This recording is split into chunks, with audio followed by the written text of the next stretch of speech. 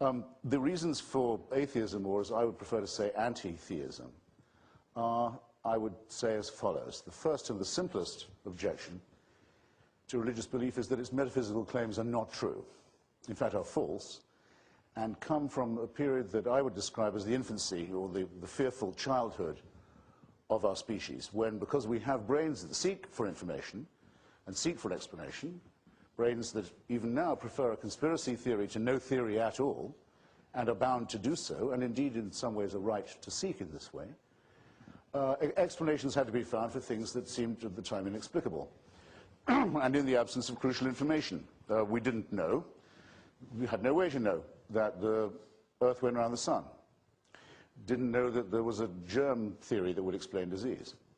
Didn't have any means of knowing that earthquakes were the result of living on the crust of a cooling planet in a rather odd solar system where most of the planets are either too hot or too cold to support life, and our own is in large part too hot or too cold to support it either, and where the remainder lives on a climatic knife edge, and always has. Some design, by the way, and that's just of one solar system. We didn't know that matters of this kind, earthquakes, waves, disasters, were not punishments. It was quite possible to listen to those and even to believe those who thought that they could explain. But for these people, a double problem arises. There is first the difficulty of, if not the impossibility, of demonstrating the existence of any creator or designer at all. I think I say something uncontroversial when I say that no theologian has ever conclusively demonstrated that such a designer can or does or ever has existed. The most you can do, by way of the argument for design, is to infer him or her or it from an apparent harmony in the arrangements. And this was at a time when that was the very best that, so to speak, could be done. But religion goes a little further than this already rather impossible task and expects us to believe as follows: that the speaker not only can prove the existence of the said entity, but can claim to know this entity's mind. In fact, can claim to know it quite intimately, can claim to know his or her personal wishes, can in turn tell you what you may do in his name. A quite large arrogation of power, you will suddenly notice, is being granted to the speaker here. The speaker can tell you that he knows, he cannot tell you how, but he can tell you that he knows, for example, that heaven hates ham, that God doesn't want you to eat pork products. He can tell you that God has a very, very strong view about with whom you may have sexual relations, indeed, how you may have sexual relations with others. He can indicate, perhaps a little less convincingly, but no less firmly, that there are certain books or courses of study that you might want to avoid or treat with great suspicion. Now, this suggests to me already a design. I think I can see a design shaping up here, and I think I can see who designed it and created it. I think it was man-made. I think the whole inference, because you can certainly see a design at work, is that this is human, that it was designed at a time of great distress and great ignorance, and that it had an enormous advantage, the design of which can be inferred from every one of its practices. It gives to people, ministers, priests, rabbis, shamans, whoever's cell phone that is should know that we know where you live, by the way, and where your children go to school. It gives to those people power in the here and now, the only place where it really counts.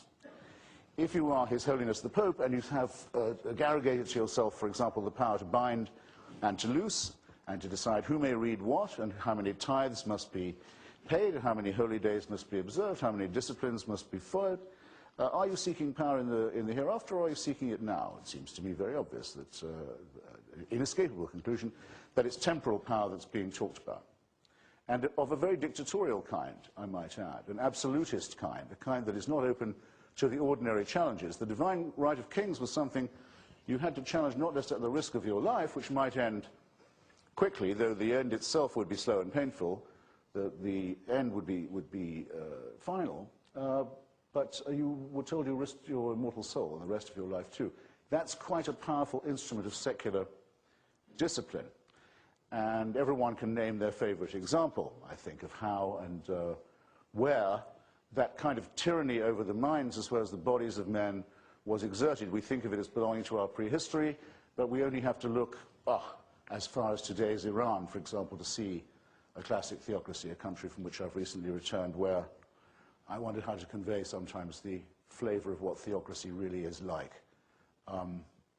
Well, if you're a woman who gets in trouble with the regime and has committed a capital offense in Iran, but you're underage, you're a virgin, you may not be sentenced to death under the law of Iran, because the law forbids the execution of virgins. But you may be raped by the Revolutionary Guards so that you're no longer a virgin in the prison and then executed.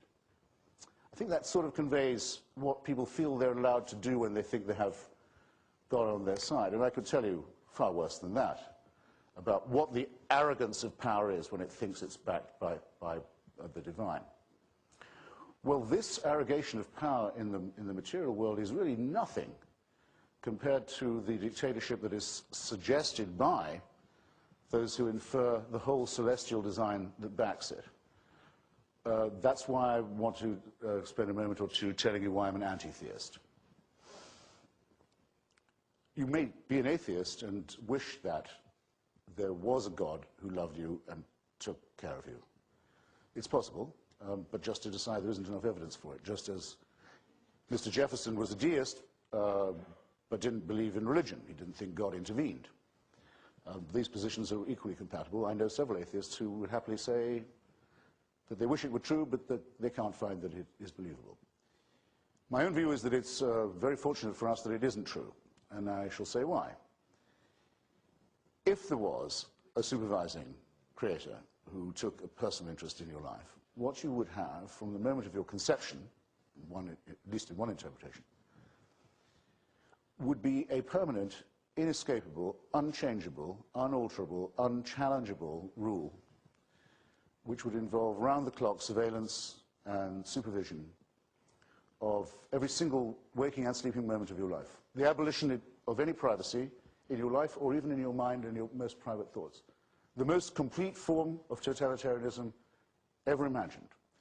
And indecent, too, when you think of how many private moments would have to be supervised in this way and invigilated permanently. And that would go on not just for the rest of your life, as it would if you lived in Iran. It would go on after you died. In fact, after you died, the real invigilation would begin. They'd only have started with you at the moment when you left this vale of tears. The two offers are, at that point, as you will know, at least from two of the leading monotheisms, either an eternity of praise and servility, everlasting praise and adoration of someone who has only done his job by creating you, hasn't been invited to do so, a proposition that sounded more like hell to me when I first heard about it, or a very much more unpleasant one, derived not from the Old Testament but from the New. There's no hell in the Old Testament.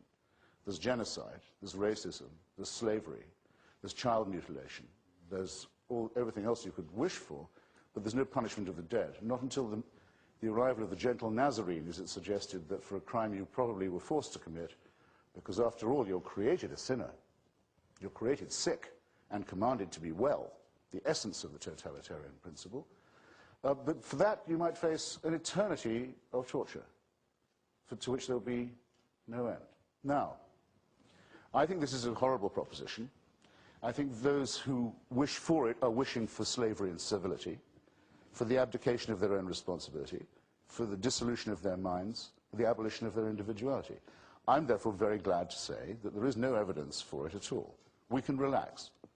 I've been to all three axis of evil countries, actually, in the last 4 years, including North Korea. I'm the only writer who can claim to have done this, and Iraq. And it took me a long time, but now I do know what it would be like. Well, the question is, how to answer the question I had when I was little, what would it be like to have to praise someone all the time, from the moment you got up till the moment you lay down again? And that would be your only right and your only recreation, and it would be the only culture that you had, because in North Korea that's what you get to do. In North Korea you can praise the dear leader and you can praise the great leader. The great leader and the dear leader are in fact the same person. They're reincarnations of each other according to the dogma. The place is only one step short of a trinity.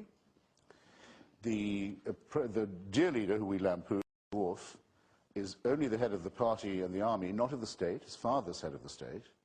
Father's dead now, has been dead for some years, but he's still the head of the state and will be forever. North Korea is therefore what one might call, I tried to call, a necrocracy, or a mausolocracy, perhaps, or a thanatocracy. And you have the right only to praise and adore and thank for every single thing that you get. You owe thanks to these people. That's what it would feel like. The most unending pointlessness, the most unending nothingness, nullity, smashing of the personality, destruction of everything that counts as self-respect or dignity. But at least you can die and get out of North Korea. And you cannot do this with Abrahamic religion, which I therefore renounce as something essentially evil. Now, one consequence of its man-made character, and one way of demonstrating beyond very much doubt that it is man-made, is its proliferation. We have, I think, two choices here. Either man-made God or God-made man. If it's the former, nothing much remains to be explained. If it's God-made man, it's very hard to see why there are so many religions and why they're constantly at war with one another. Make the opposite assumption that man has invented religion and God. Nothing is left to be explained. There is no mystery. There are, of course, innumerable proliferating cults, sects, confessional discrepancies, warring churches, schismatic groups. Most of the violence in Iraq, as we know, is not directed at our own brave soldiers and their allies among Iraqis, but at other Iraqis by other Muslims, who think it's cultural to blow up each other's mosques, something a secularist would never agree to do, to blow up, say, the Golden Dome at Samarra. We know from pre-monotheistic times, we know from Sophocles and Antigone, that any person of ordinary morality has a natural resistance to desecration, to profanity. We wouldn't do that. We would leave it to the religious to do it, which you always can. The last time American troops were needed in a context like this, it was because the Christians of Bosnia and Herzegovina and Croatia were tearing each other's throats out, burning each other's churches, killing each other's children, all of it with a divine warrant, all of them, every last one of them, a faith-based. On that occasion, the Muslims were the most civilized people in the case. It doesn't make any difference. Almost everybody gets, as it were, their turn at bat to be the most intolerant among religious. But to say that this is man-made, it seems to me to say something that's almost obvious. Now, I'm saying all this. About a minute. Okay, I'm saying all this in the United States, where I must now say something I've been waiting for months to say, actually years to say, my fellow Americans. Thank you. I sometimes think you don't understand how lucky you are. Yours is the country that has the only constitution ever written that absolutely insists on the separation of these ideas from the state. When the Baptists of Danbury, Connecticut wrote to Mr. Jefferson calling for a wall of separation, they were worried about what? Who did they think was going to persecute them?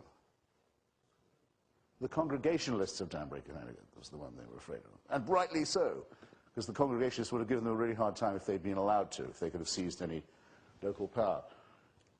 This fighting, not just about religion, but between the religious, this desire to have the freedom not just of religion, but from religion, is enshrined in the founding documents of this country in a way that should make you very proud. And it should therefore put you very much on your guard that there are people who don't seem content with it, who seem always to wish to impose their own religious belief on this.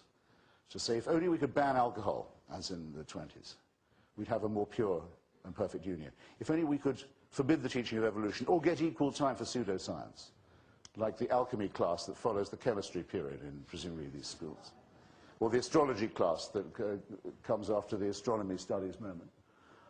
Everything will be fine. Resist this with every fiber of your being. Join me, in fact, in my new favorite slogan. Mr. Jefferson, build up that wall. Thank you. Okay. Mr. Hitchens, thank you.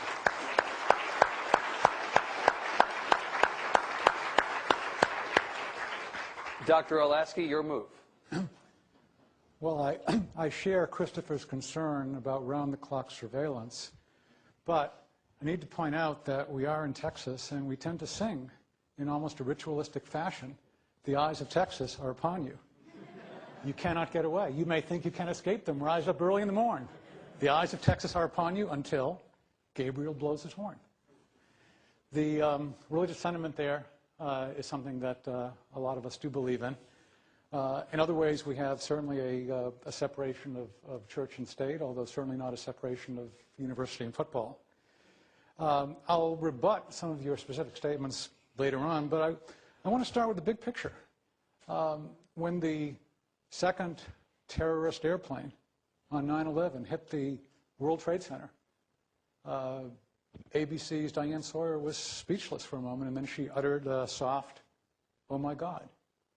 And that, I suspect, is what a lot of us said, and the question is, are we crazy? I appreciate your guts in defending the war against terror. You've taken a lot of heat for that. I also appreciate your remarkable accomplishments in both speaking and writing. As for me, I'm just a writer. I really am. I've been in about 3 debates in 15 years. I tend to sit with my laptop and try to think things through, so I hope you'll all excuse me if I work off some notes here. I'm a writer, not a talker.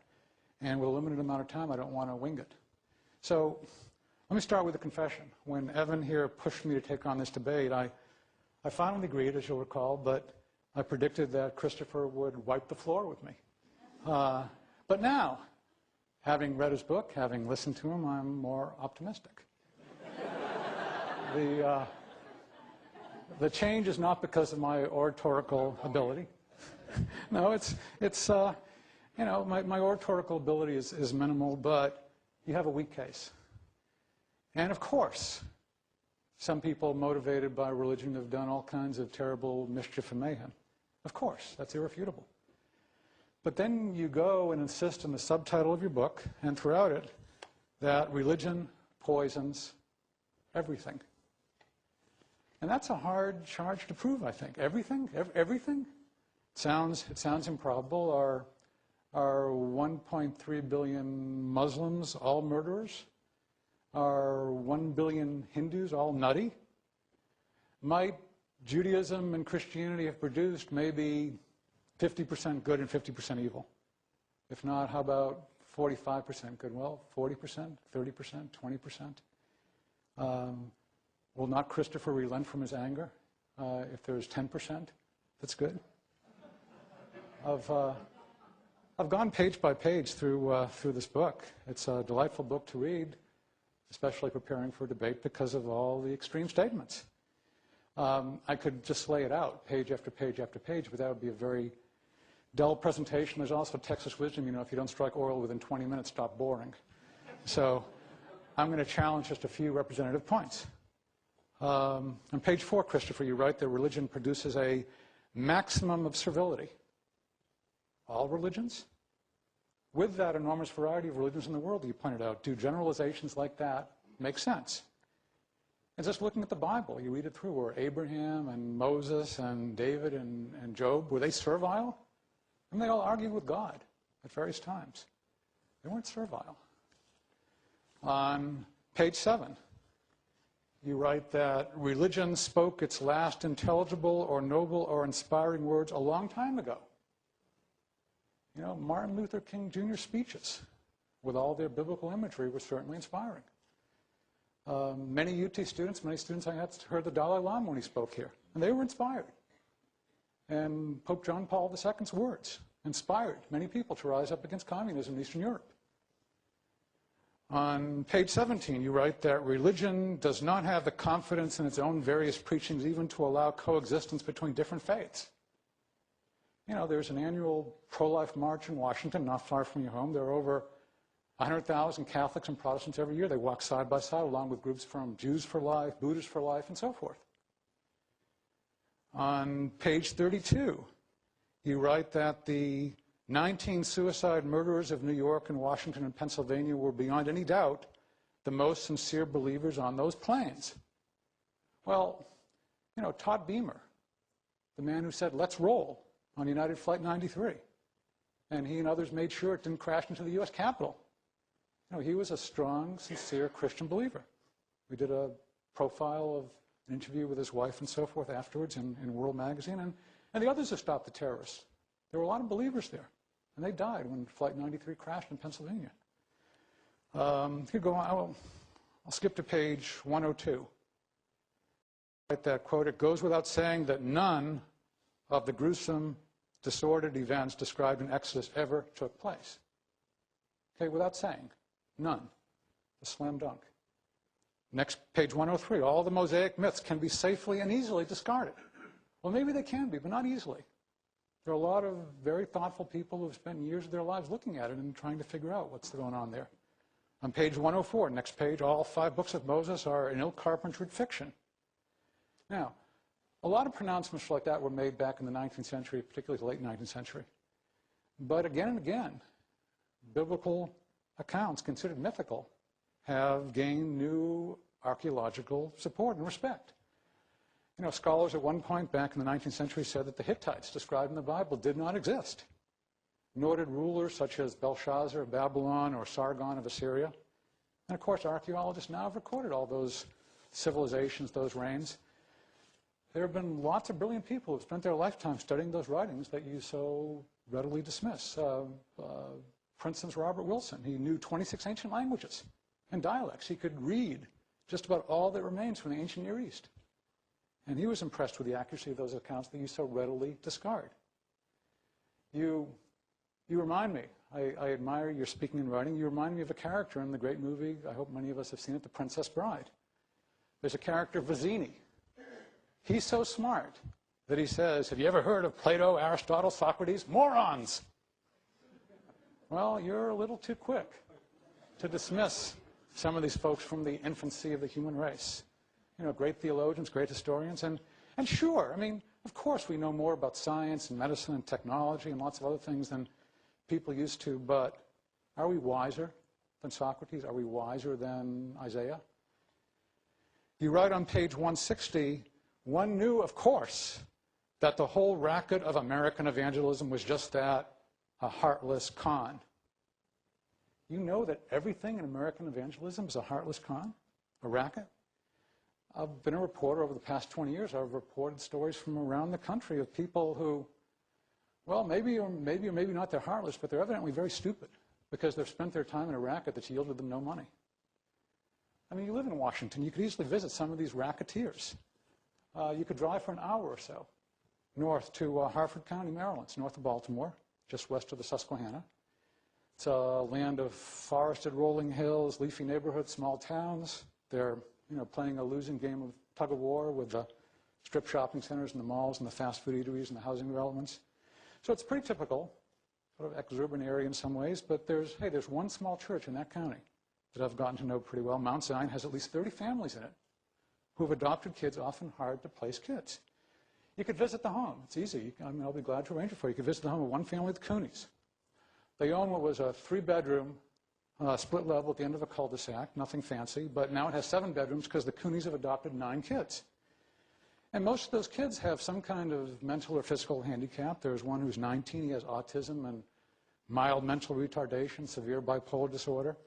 There's one who was 16 and was set fire. He was born in Ghana and set fire there 10 years ago. She has daunting medical needs, but Terry Cooney said God was so clear. I mean, that's her racket, evidently, to take care of these kids. They have a 14-year-old Stephen who weighed only 2 pounds when he was born. He was born with cerebral palsy, and the Coonies adopted him. Their 11-year-old Isaac was the 6th child of a drug-addicted prostitute. They adopted him. And in every case, they did it because of their Christian beliefs. So, does religion poison everything? You know, there's no evidence for religion at all. Well, there's some evidence of what Christianity did in their lives, that they do this. And the Coonies could show you around, you know, other people who are involved with this heartless con, this racket. There's another friend of mine in Mount Zion Church named Benedict Schwartz. He's the CEO of a software company, but he's left that now for, well, he's moving to Africa next month. He's already adopted a daughter. He wants to save some AIDS orphans in Africa. He began praying with a group of Mount Zion members about whether the church should found an orphan's home in Africa. And there were some folks who wanted the sanctuary to get air conditioning first, but the pastor agreed with Benedict that helping people in Africa was a higher priority. Now, 2 summers ago, my wife and I visited the outcome of that discussion. It's called the Children of Zion Home. It's in Namibia. We met the 50 children who live there. Most of them have lost at least one parent to AIDS. There are several, including, well, one boy who was living in a tire who were rescued from slavery. There were 2 deaf boys who had lived in the streets. There were 11 children, last count, who are known to carry the HIV virus.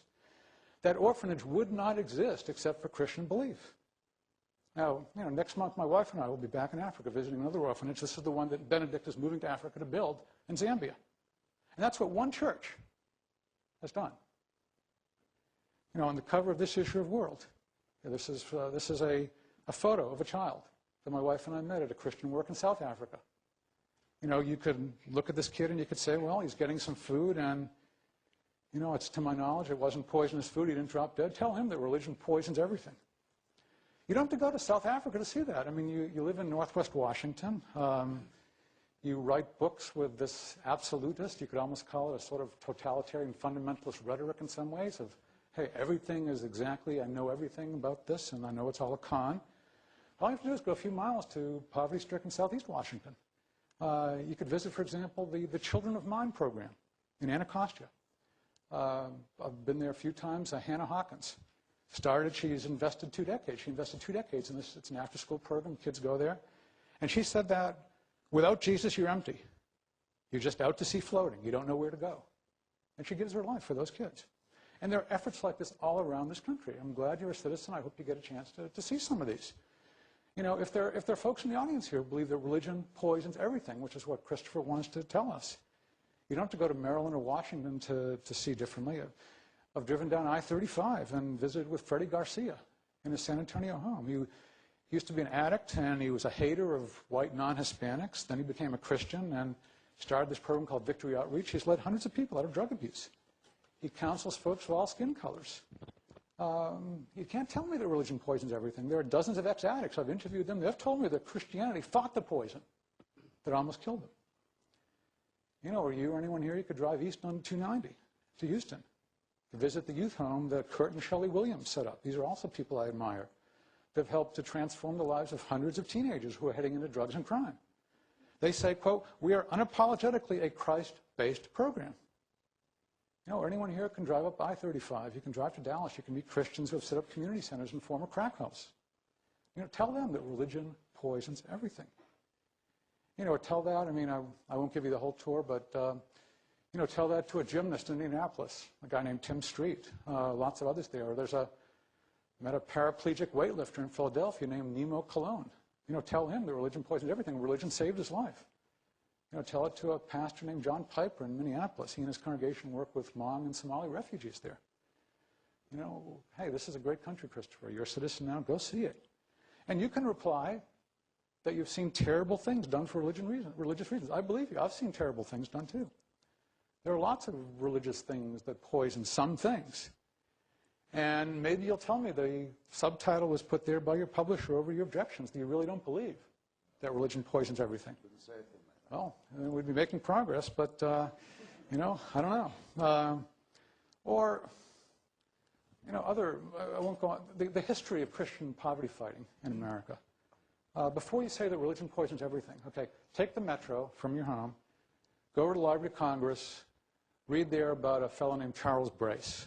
This was a guy in the mid-19th century. He was motivated by his Christian beliefs. He walked the streets of New York City and wanted to gain a personal understanding of the problems that orphans face there. And over a 40-year period, he built lodging houses in New York City that provided shelter to tens of thousands of abandoned kids. He placed 91,000 of them in adoptive homes over a 40-year period. I'll tell you, one of the best days I've ever spent in research was at the Chicago Historical Society. I just spent a day reading the journals of a woman named Helen Mercy Woods. Again, motivated by her Christian beliefs, from 1881 to 1903, she ran a shelter in Chicago for pregnant and unmarried women.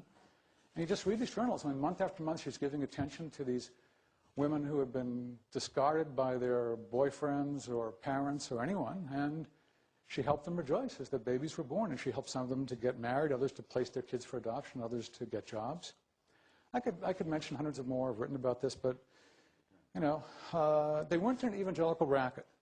Their Christian beliefs actually helped them to understand that there were a lot more things more important than money. There's another sector of American history. You mentioned the separation of powers. A lot of that is because of the Christian understanding early in American history that, in fact, all have sinned and fall short of the glory of God. So you don't want to concentrate power. It's very different than Islam, which believes in concentrating power in caliphs, who are the religious and military and political heads. The whole idea in America, coming out of this Christian idea of sin and lots of sin to go around, was that you spread it around. You have a separation of powers. And that comes out of a Christian understanding. Or the whole reason that you and I can be independent journalists is because of Christianity. Until 1735 in this country, journalists had one job description: to make the king and his associates look good. If you wrote something negative about an important person, truth was no defense at all. In fact, truth made it worse. They had an expression: the greater the truth, the greater the libel. Because if you wrote something that was true, it was more likely that people would believe it. And if you were, in many ways, discouraging people to put all their faith in the king or royal governor, then you'd be thrown in jail. Truth was no defense at all. Seditious libel. In 1735 in New York, there was a Christian newspaper editor named John Peter Zenger who wrote that the governor was taking bribes and stealing land, which indeed he was. And so he ended up in jail. And then came the trial, and you can read the transcript of the trial. Zenger's lawyer appealed to the members of the jury by reminding them that biblical prophets had criticized the kings of their time. Zenger's defense essentially was, hey, if God's authors did this, so can Zenger. And the jury bought it. The jury declared Zenger not guilty. And that verdict reverberated through the colonies, and there wasn't a single prosecution for seditious libel after that. And, you know, Christopher, you note on page 271 that you don't have to put up with any fatwas here. I'll tell you, a lot of that's because of Christianity. Religion does not poison everything. And there are others who have concluded this as well. I mean, I don't want to just talk about my research. I met a couple of weeks ago Bob Woodbury, who's an assistant professor in sociology here, and he sent me his dissertation that he wrote recently at the University of North Carolina. I hope it's published. Because he describes how Protestant missionaries advanced education in British colonies because they wanted the people to read the Bible in their own language. And they created schools. They had mass literacy campaigns. And sure, I mean, you can look at missionaries who did harm, lots of it. But Woodbury shows, and he has lots of multiple regression analyses and all that good stuff, that evangelism, I'm quoting him here, evangelism by 1900 is by far the most constant predictor of modern elementary education all over the world with their British colonies. And that's part of an overall pattern. You can read historian Elizabeth Eisenstein. I mean, she's shown the Protestant Reformation led to a huge development of mass literacy in Europe. And Christians took the lead over the centuries in setting up hospitals. I mean, you can read the works of Jonathan Hill from your alma mater, Oxford, or Alvin Schmidt from Illinois, or Rodney Stark of Baylor. And they can show you the long-term effect of Jesus telling his followers to love their neighbors as themselves. And these writers, I mean, they're by no means propagandists. They're careful scholars. And, you know, your subtitle, How Religion Poisons Everything, compare that with the subtitle of one of Professor Stark's books. His subtitle is How Monotheism Led to Reformations, Science, Witch Hunts, and the End of Slavery. So the good and the bad. And that's a more balanced view, and that's what I hope you'll come to. I mean, this evangelical tendency, to help others, not poison them, continues today. Nicholas Kristof wrote in the New York Times that America's evangelicals have become the newest internationalists, fighting sexual trafficking in Eastern Europe, slavery in Sudan. There's a Jewish leader, Michael Horowitz, who gave me a call this afternoon. We were just talking about stuff, and he reminded me of what he had written to evangelicals. Here's what he wrote. You have led the way in taking on the slavery issue of our time, the annual trafficking of millions of women and children into lives of sexual bondage. You have led the way in organizing a campaign to end a growing epidemic of prison rape. As you define your human rights successes as central to who you are and what you've done, it will no longer be possible for those who fear your faith to crudely caricature you or ignore the virtue that Christian activism brings to American life and the world at large. And Michael spoke too soon, because despite all the evidence, Christopher, you write that religion poisons everything. You really don't believe that, do you? Everything? Thanks. All right, 10 minutes. Mr. Hitchens. Well, thank you. Go get him.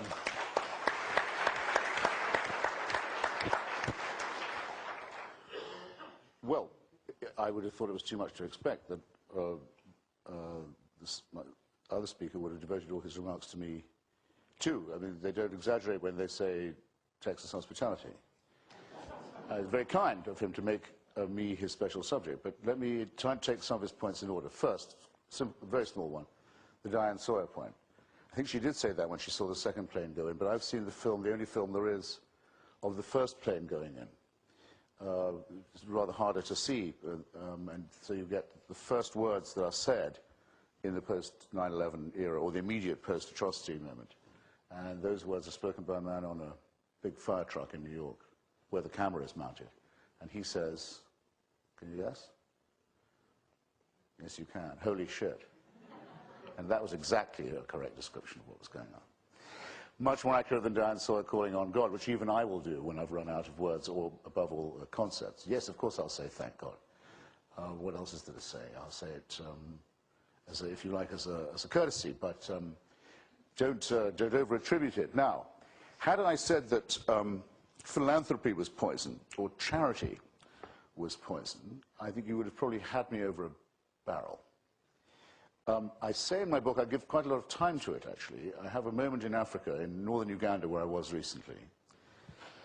I don't just sit in northwest Washington, as it happens, where I was doing the following thing. I was seeing the progress of probably the most cruel and horrible war, not just in Africa, but anywhere in the world, since, I should think, the Khmer Rouge in Cambodia. I think it outpaces the Darfur War in its horror and cruelty, if not in its scale, for this reason.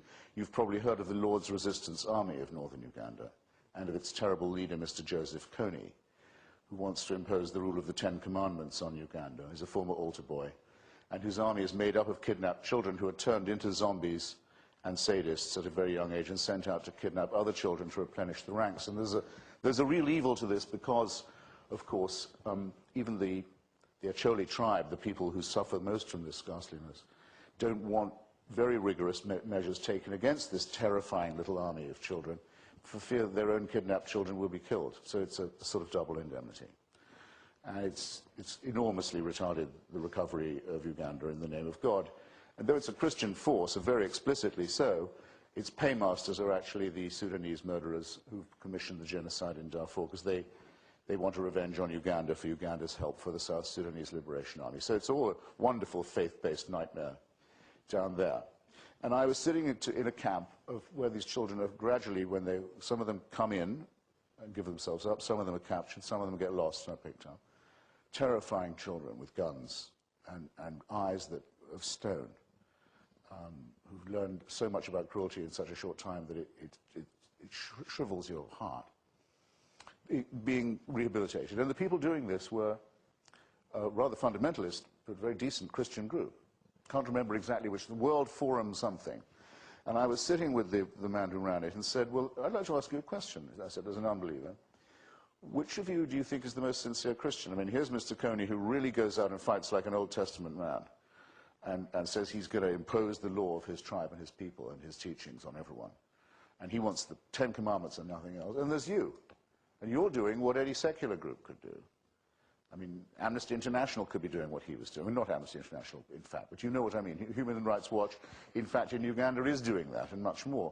And I know literally hundreds of secular missionaries and human rights workers who do what they do for its own sake, not to proselytize for a church or witness for a faith. Actually, to my surprise, the man took the question very seriously. He said, I often asked it myself. I don't know which of us is the real Christian. I have no means of knowing. Maybe it's Joseph Kony, maybe it's me. Well, you see, my case is the following. There really couldn't be another answer to that, because if you need a Christian or religious reason to do what you ought to be doing anyway for your fellow creatures, it seems to me at best superfluous, and at worst, perhaps slightly, just very slightly, I don't mean to denigrate anybody's humane work, slightly suspect. Why would you need an extra reason? Hope I'm making myself plain here. Why, could it be proselytization? It very often is. Could it be the feeling that you yourself will get an eternal reward for it? Well, you're supposed to. Secularists who undertake this kind of work can't be suspected of this kind of thing, nor of trying to win converts. It seems to me it's an optional belief. By all means have it. What you've said is being done by any of the people you've mentioned is being done by religious Jews on the West Bank, though they want to bring on the Messiah and Armageddon and bring about the end of the world, and by Muslim groups everywhere. In fact, Hamas it justifies its whole rule in Gaza, a disgusting dictatorship that it is, by its provision of social services to the poor, the needy, or, as Mother Teresa would always put it, the poorest of the poor. That's exactly their justification. The same is true of Hezbollah in Lebanon. If you allow it once, you allow it for everybody. It isn't an argument. It's barely even an observation.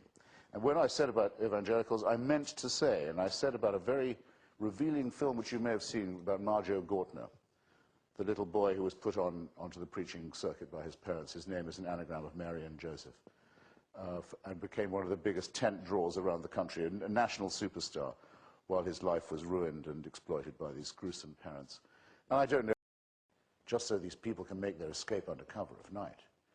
I don't remember whether it's said of the firstborn of Egypt that they were members of the Al-Qaeda organization or whatever fantastic allegation you made against the Amalekites, who are so thoroughly destroyed that we'll never know anything about them, like the Albigensians. We hardly know what the heresy was because of what a thorough job the Pope did. See how the Christians love each other, by the way, on these occasions.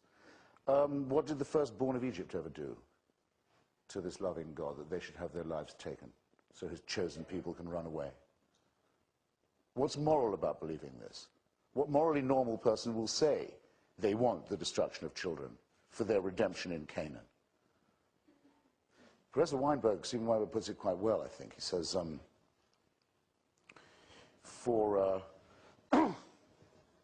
a morally normal universe situation, people of goodwill will do the best they can, and people of ill will, psychopathic types, wicked, evil types, will do the worst. They will do wicked things. If you want to get good people to do wicked things, you need religion. What do I mean by that? I mean to say that who, when they see a newborn baby arriving in their life, if anyone's ever thought, even myself, well, maybe there is something to this. Look at the perfection of this little bundle. Look at the little indentations, all of that, in the fingertips. The most, leathery old cynic like myself can have these feelings. We're not total strangers to the transcendent and the numinous, But they said, I tell you what, though, before we go any further, we need to get a sharp knife or a stone from somewhere and start hacking away at the genitalia of this little bundle.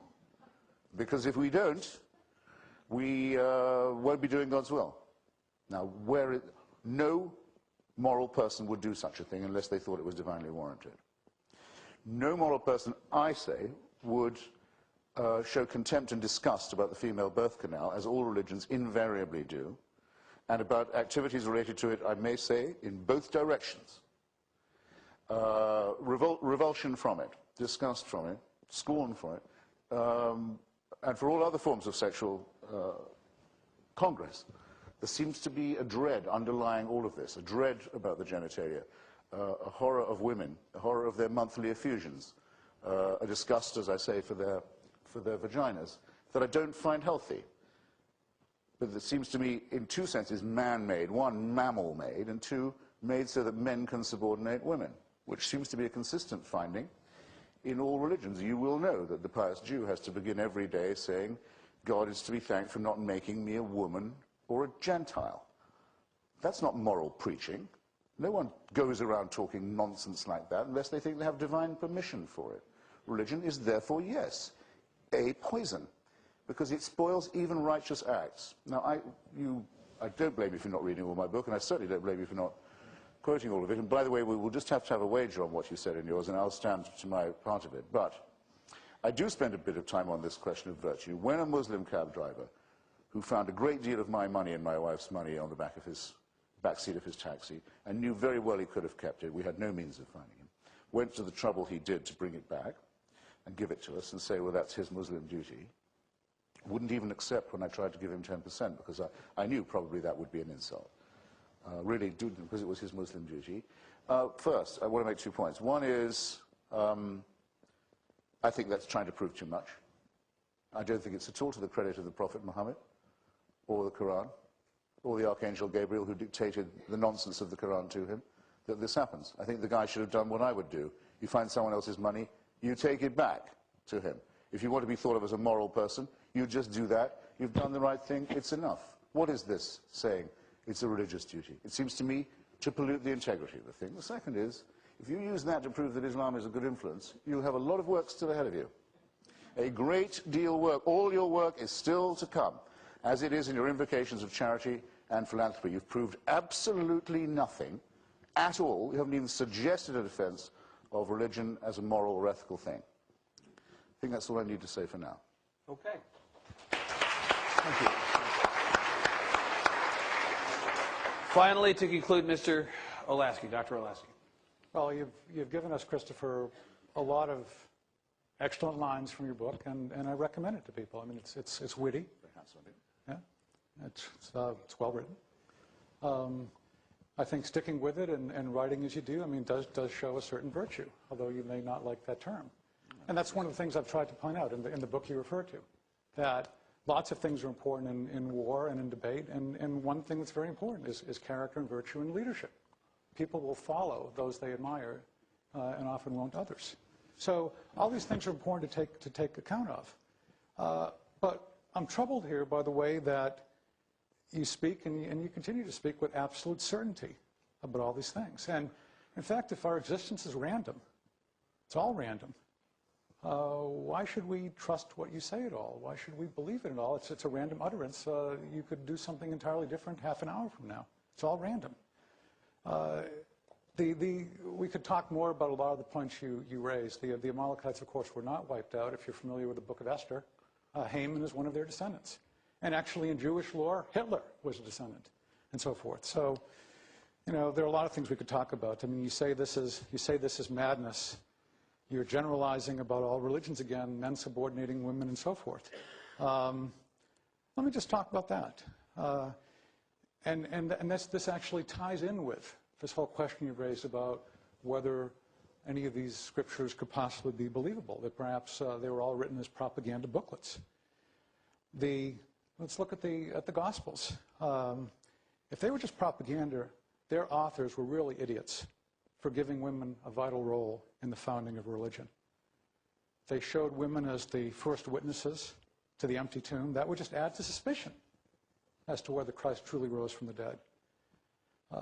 The positive view of women that you see in the New Testament is so different from a negative one that dominated some of the other cultures around them. There's just so much here. The precision and specific detail. I'll mention one thing that appeals to me as a journalist in the Gospels.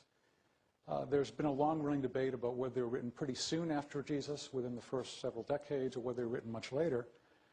5 years ago, I remember an account when the Monitor, the USS Monitor from the Civil War, was pulled up from the ocean bottom. And experts were surprised to find braces on the gun turret that were undocumented by all the literature at the time. People thought they knew pretty much about how the Monitor had been put together. They found these braces. They found mustard bottles where the crew had eaten. Now, if we found in some musty library a document asserting the crew had added some braces and had also braced their taste buds by pouring mustard on otherwise inedible biscuits, then we'd be much more likely to say, this sounds like a manuscript from 1870, rather than something written 100 years afterwards, when all that had been forgotten. Same thing with the Gospel. There's amazing specific detail in there that adds to the credibility. And same deal with the Bible overall. I mean, your attacks, it's interesting that you're rising in the bestseller list. I congratulate you, but these attacks are nothing new. They were common in what's called the golden age of free thought in the late 9th century. Robert Ingersoll was a leading figure within the Republican Party at the time, and he was probably the leading orator in America. And he was also, in his own words, an implacable enemy of Christianity. I mean, you would share a lot with him. He called God an eternal fiend. He held God in abhorrence and contempt. He attacked God's infinite malice as infinite lie. This is in the late 9th century. And he predicted, as did lots of others, the imminent demise of religion in general, or Christianity in particular. And he said things similar to what Christopher B. Wright, that when religious groups had an educational monopoly, it was hard to mount an attack on the concept of revelation and miracles, but here's what he wrote. Now that religion's monopoly has been broken, it's within the compass of any human being to see those evidences and proofs as the feeble-minded inventions that they are. So anyone can see that's feeble-minded. Well, what's happened? I mean, why is Christianity so strong in the U.S. now? Why is it expanding rapidly in Africa and South America, and especially in China? My wife and I were there last year. It is like wildfire. To answer that, I think we need to turn your accusation on its head. It used to be that atheists could talk about the unique evil of religious dictatorships, and no one could show that the problem was broader than religion because we didn't have a track record of secular dictatorships. Now we do. Thought experiment. Imagine that in the 20th century, in the biggest country by land area, also the biggest country by population, those two countries, let's say that leaders were able to knock off Christianity and teach atheism in all the schools. Would things get better? Well, you might think, okay, we don't have to do a thought experiment. We have actually the historical evidence, the Soviet Union, China. And they did establish atheism, and the results were not particularly pretty. And I'm not bringing up this evidence to say Christians are good and atheists are bad, but if you're saying that religion poisons everything with the assumption that other things do not poison, that's clearly wrong. You write about, I mean, these terrible things that went on with some of the Quranic things, some of the Inquisition. Yeah, the Inquisition over the centuries apparently killed 5,000 people, which in my view is 5,000 too many. Stalin and Mao killed not 5,000 or 50,000 or 500,000 or 5 million even, but probably at least 50 million. That's the experience of atheism in power in the 20th century. And so it's remarkable. I mean, if you read this book here, I mean, Christopher writes about atheists respecting free inquiry and open-mindedness, not excommunicating each other. Oh, yeah. The 20th century was a century of atheists not excommunicating each other, but murdering each other. Okay, what's the antidote to all this? One simple word called grace. John Newton, the author of that hymn, Amazing Grace. He was a slave trader. He became a Christian. He finally realized the evil he had done. And with confidence, he could fight against slavery despite his past because he knew that his sins were forgiven. I mean, you talk about religions in general, you lump all the religions together, but Christianity does differ from other religions in its emphasis on grace. There are lots of religions that are bargaining religions. Yeah, I'll do this for you, God, or Allah, or Vishnu, or something, and you'll do something for me. Bargaining religions really cause big trouble often, but Christianity, which sometimes causes trouble, at least it's about grace. We cannot buy God off. We can't trade with him. And folks who get this find it enormously liberating. John Newton mentored a young member of Parliament, William Wilberforce. That name's becoming familiar to some people this year because it's the 200th anniversary of the abolition of the British slave trade. Wilberforce fought for that for 20 years in Parliament. It was he and other Christians in Britain who led the way. And Parliament finally agreed in 1807 to abolish the slave trade, and then Wilberforce kept fighting for another 26 years to try to abolish slavery throughout the British Empire. And that finally happened in 1833, just a few days before he died. I mean, what a great life. He persevered. And he persevered because he got it. It's all about grace. You know, I don't know what teaching you absorbed, but it wasn't John Newton. It wasn't William Wilberforce.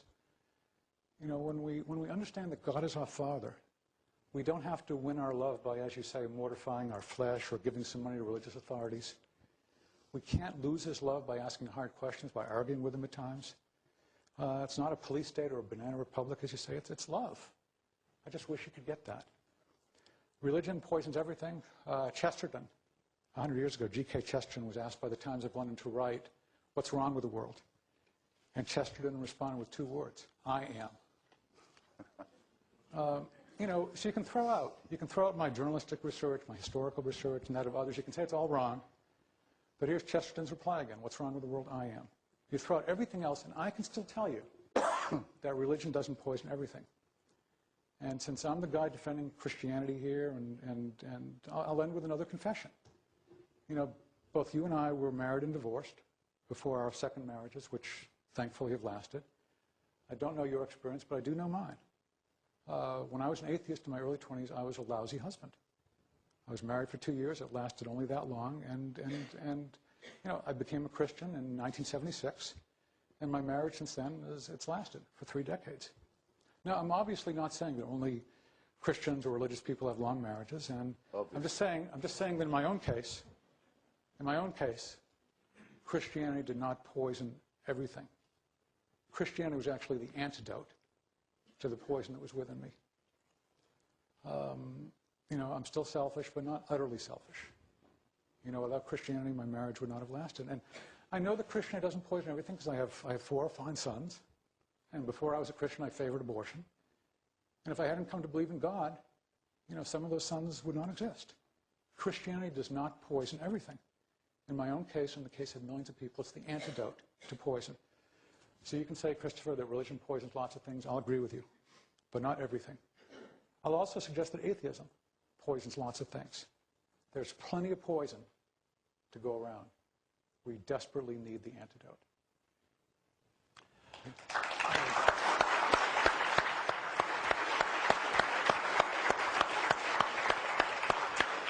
Well, I think that was just fascinating, just terrific. Now, we are to have questions, I believe, do we have time? But very, very brief questions from the audience. May we do that? Very, very brief before we have the signing part of this. Let's ask in the audience, anybody who's not been numbed into silence by this great debate. In the back, ma'am. Hello. That was really compelling, and thank you for sharing your time. I wanted to ask Christopher, You referred to the Lord's Resistance Army as evil, which I completely agree, and it's a very sad state of affairs. But I was wondering, in your use of the word evil, are you using it as an adjective, or can you believe in evil but not believe in God? No, I say in my book that I believe that evil is a real thing. I can't prove it. There are quite a lot of things I can't prove that I couldn't be without. A lot of people jeer when you say evil, especially when the president says it. They say, oh, he's saying things are black and white when they're grey and so forth. You know how many liberals talk. If you put the word lesser in front of evil, you'll find every liberal's willing to use it. They do it every time at elections when they're considering who to vote for. I think that I've been to places where there's no other word for what I've seen. It's the surplus value of sadism and dictatorship and slavery and so on. It's the gratuitous bit on top, the bit that's just there for thrills and that would be done even if it didn't do the perpetrator any good.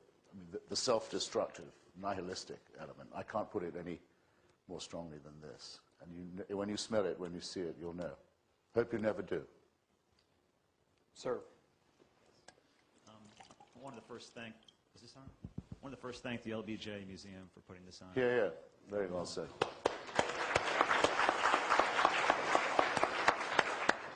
I'm a Christian, I attend church. I tend to be a lot more to the left than the right because there's this level of humanity that I find that tends to be a little more to the left, and maybe Dr. Olasky, you can help me with this.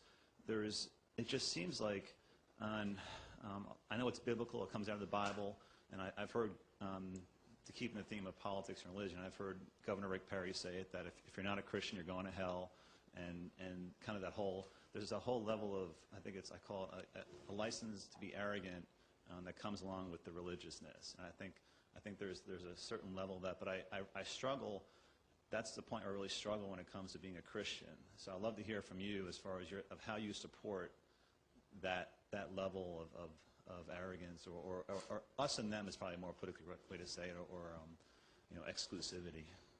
Yeah. Well, a good question that we could discuss for a long time, but I don't support us and them in that sense. And I don't think that that Christianity is identical to the Republican Party or anything like that. There's a professor from Syracuse University who just came out with a book in December about levels of both charity and personal levels of monetary charity and personal commitment, volunteer time. Arthur Brooks found that, in fact, whether it's religious left or religious right, both groups give about 40% more of money and time than people who are secular, whether on left and right. So the things that unite Christians on the left or right are much greater than the things that divide us, and I would say the same about Jews and people of other religions too. And Hamas. I'm tempted to ask before we go to the next question. Since Christopher and I are non-Christians, will we go to hell in your mind? I'm never going to say that about anyone. It's not my call. Per the governor's comment, okay. Sir. So this question is for Mr. Hitchens. So I'm interested, I really appreciated the talk, and I was trying to keep an ear out for the arguments that you gave in support of your position. As I understand it, the position is something like this. There's no good reason to believe that religion in general and Christianity in particular is true, and in fact there's really good reason to think it's false. Is that right?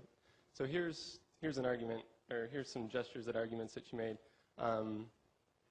You reported a kind of distaste for various Christian doctrines like omniscience and atonement and the doctrine of heaven and stuff. So you said it's a horrible proposition, these things.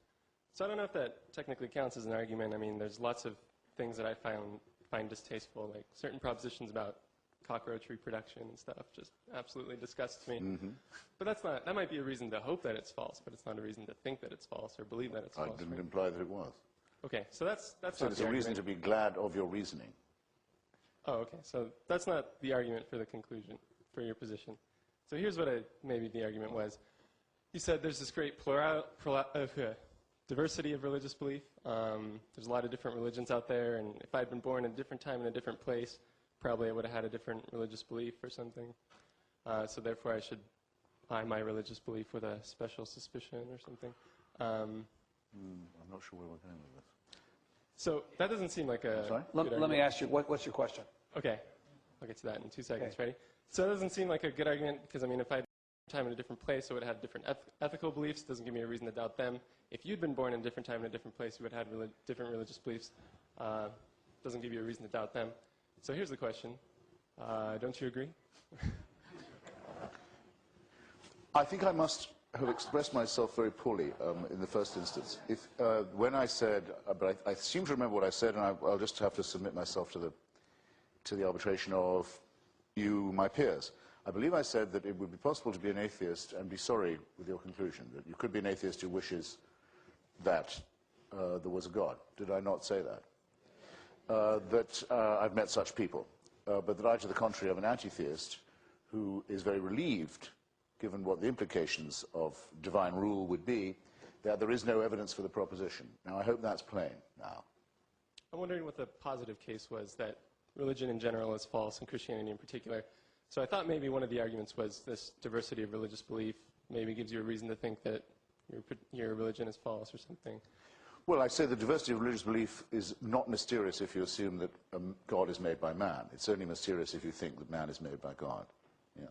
Like worrying about why tsunamis kill good people. This is not a problem if you think that we live on a cooling planet with a disturbed weather system.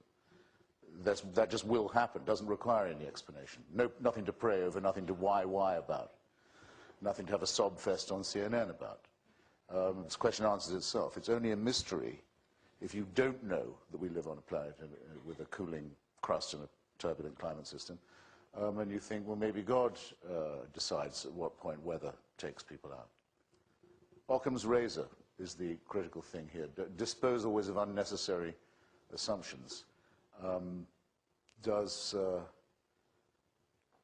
plague break out because we've sinned, and if so, is it because of our divorce rate? Is it because there are too many homosexuals among it? Is it because the Jews have poisoned the wells again? Is it all this? Is it all that? That's what people used to have to ask themselves about well into the 18th century, until they worked out about the germ theory of the disease. Then they had to encounter people like Dr. Timothy Dwight, the great divine of Yale, who said, well, inoculation would be even worse because it would be an intervention in God's design, which, presuming that God wanted to keep the germ theory of disease from us and have us dying and thinking that disease was a curse, would be true. It would be. Inoculation would be an interference with his design in that case. But this is the kind of mentality one's arguing against all the time. Currently, polio is spreading back across the world. We thought we had eradicated it. A lot of very good secular activists and medical physicians went out to do the eradication. I went with them as far as Bengal. Suddenly, religious people started to say, don't take your children in. This is a plot. Okay, God doesn't want you to do it. It only takes a few uninoculated children and the disease is spread all the way back across Africa now, thanks to faith and the faith-based. If you're going to take credit for all the charitable work, you have to take credit for all the atrocities as well, and it will leave you exactly where you began, with everything still to be explained. On the right here, sir. I have a question that's actually a two-sided question for each of the speakers, and the first would be for Mr. Hitchens. If we are to get rid of religion and religious teachings, what then do we base our morality on, our model for behaving well or doing good? And then the other side of the coin for Mr. Olasky is, it seems that your argument or your position precludes us having any morality or any good works to do without having religion to rely on to teach us those things. And I was wondering if you could maybe talk a little bit more about why it seems your argument or your position precludes that position. Let me ask very quickly, Mr. Hitchens first, Dr. Olasky. Yes, I'll be terse, but thank you for asking, because I owe it as an answer to Dr. Olasky too. Morality comes from human beings. It's innate in us. We couldn't have got this far without it. Human solidarity requires it. Evolution necessitates it. The golden rule doesn't have to be taught to children. You may have to use a bit of squeeze every now and then to make them conform to it, but they know what it is, understand it right away. I'll give an example very quickly from each of the two testaments. Do you really believe that the Jewish people got as far as Sinai under the impression that murder, theft, and perjury were okay? And only when they get there are told by God, actually, you've got to cut that shit out now.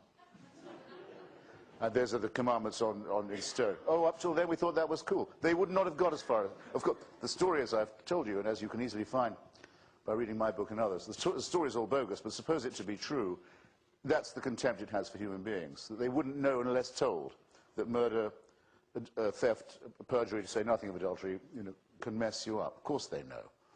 Otherwise, we couldn't be having this discussion. We don't need religious permission to find these things out, or supernatural authority for them.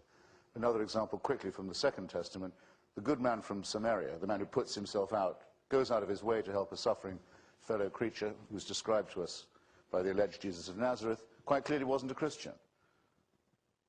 He's doing something a while back that Jesus has got to hear about, is telling us about. He wasn't doing it because of Christian teaching, or as far as we know, for any religious teaching. He just saw another human in crisis and did what we all hope we would do, and some of us have sometimes done. Incidentally, if he was a religious Jew, as it's possible that he was, he would have had religious permission not to do that if it was a non-Jew on the other side of that road, because you don't have to help non-Jews, especially on the Lord's holy day, the Shabbat. You can leave them weltering in their own blood. In fact, you may be ordered to do so rather than break a commandment. So once again, only religion could make people act in a bad way in such a circumstance. Ordinary humanism is more than enough. All else is superfluous, explains nothing, and or leaves everything remaining to be explained. QED. Thank you. Dr. Olasky. Well, there's so much to say, but I actually will be terse. That was terse. I didn't say short. So, yeah, without taking up a lot of time, you might want to go to sort of a standard theological dictionary and look up this expression called common grace, which I think is one of the ways in which this is explained. But there are other things going on, too. There's a great theologian named Francis Schaeffer that I'd recommend to people, who has an expression called living off the interest. In some ways, the society we have here, does depend on some of the teachings and understandings that developed a generation, 2 generations, 3 generations ago. And the question is, are we still adding to that, or indeed are we living off the interest at that point? So these are critical questions. I just want to mention also, if we're going to talk about Timothy Dwight and inoculation, we should also just mention that one of the Puritan divines who gets often deservedly so treated with sarcasm was a fellow named Cotton Mather. And Cotton Mather in 1721 in Boston actually did inoculation, working with a doctor named Boylston at that time. Boylston Street's named after him. And Cotton Mather really pushed inoculation. He was a member of the Royal Academy of Sciences, and he pushed inoculation over the objections of lots of folks, including one of the newspapers in town that was run by James Franklin and his little brother Benjamin. So there are a lot of stories we could tell, a lot of history we could go into. We just don't have time for that tonight. Thanks for your question. We have 2 questions remaining, and then we're going to release everybody. Gentleman in the hat first, and then Senator Estes last. We'll close the evening. Sir.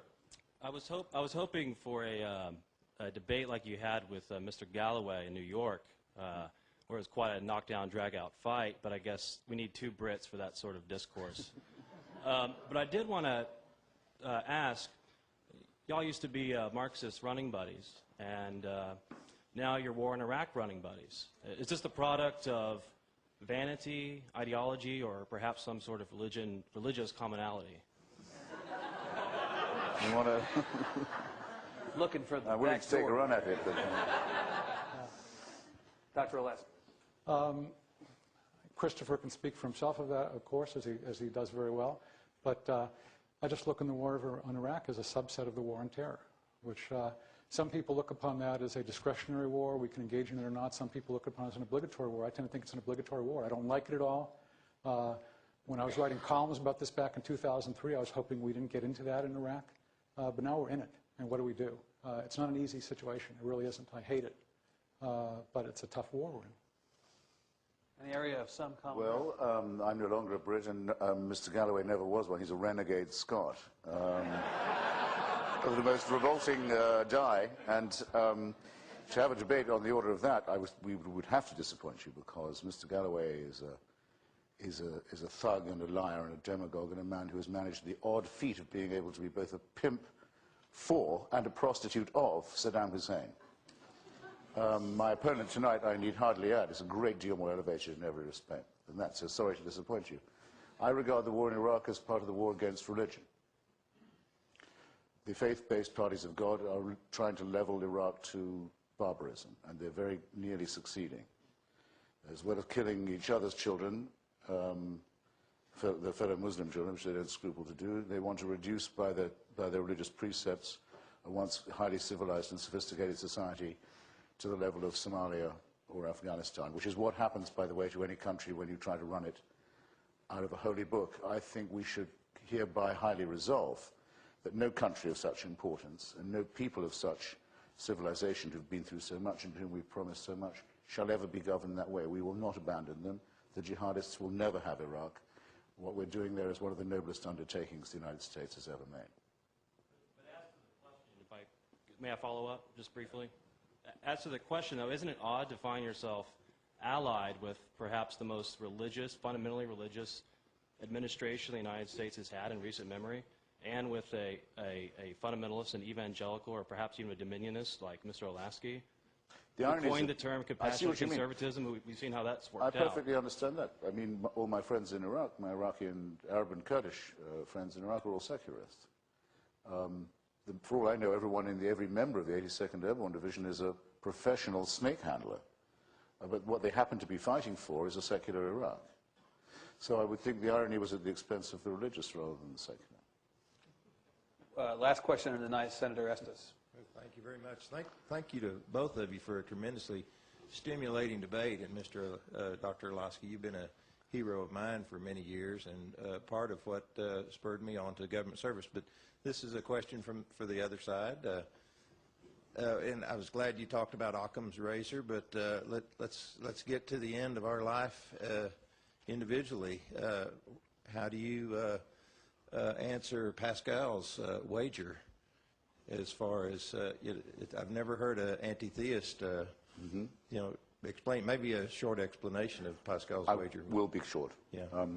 But I can also say that, as well as at fine bookstores everywhere, my book, which you can get now, does have a discussion of this very question. So if I seem to stumble on by condensing it, you can get my more rounded view.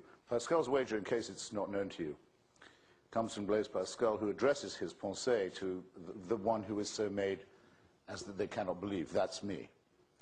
And he says, well, let me put it to you like this. What have you got to lose? If you bet God exists and loves you and you're wrong, you're no worse off than you were already. If you bet, and you're right, there is no such thing. You're no worse off than you were already. If you're wrong and there is, you win, as long as you have said you agree with him. So why don't you do it now while there's still time? I have two comments on this. One, religious hucksterism of the cheapest, vulgarest, nastiest kind it's possible to imagine. He says, what do you got to lose? I've got a good offer for you. Come into my used car lot. Come on, baby, just lie a little, and you never know. No, don't talk to me like that, and don't call it piety when you do, or be prepared to have piety despised. Second, Bertrand Russell, when asked this question, said that if confronted with his maker, he would say, I used to be able to do his accent, oh, Lord, you did not give us enough evidence. I would go a little further. I would say, well, look, boss, if it's true what they say about you, that you're an infinitely kind, forgiving, all-fatherly person, this is certainly what your fans keep saying, do you not have a little room in your, obviously very capacious heart for someone who just couldn't bring himself to believe in you and really, honestly, truly couldn't? As opposed to someone who won't spend half their life on their knees making fawning professions of faith because Pascal told them it was a good bet. Which of us is the more moral? Which of us is the more honest? Which of us is the more courageous? Which of us has the bluest eyes and is the most sexually attractive? Which of us has the real charisma here? I'm just only asking. Well, he's running away. Well, he isn't. He's not. He's walking away. We could have spent our evening doing something else. This was terrific. We were very lucky, and how lucky we are to be in a place where we can have this kind of open discussion. Christopher Hitchens, Dr. Olasky, thank you both very much.